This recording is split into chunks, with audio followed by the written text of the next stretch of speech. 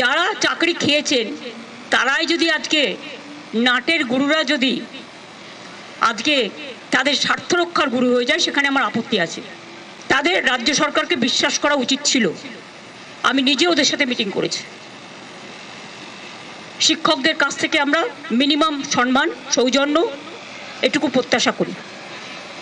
রাজনীতির ঊর্ধ্বে থেকে তারা সমাজকে সেবা করুন, বাচ্চাদের শিক্ষা দিন, সবাই সমান নয়, কথাও আমি নিশ্চয়ই বলবো। অনেকে কাজও করছেন, তাদের সম্বন্ধে আমাদের কোনো অভিযোগ নেই।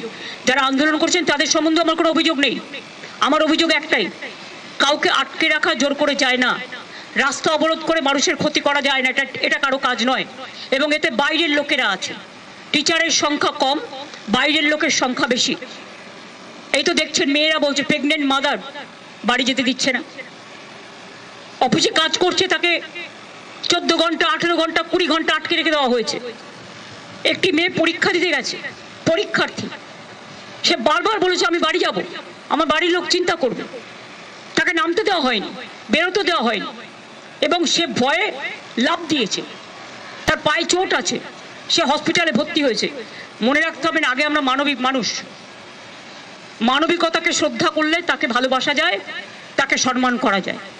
আমি আন্দোলনের বিপক্ষে নই, কিন্তু আন্দোলন করারও একটা লক্ষ্মণ রেখা আছে।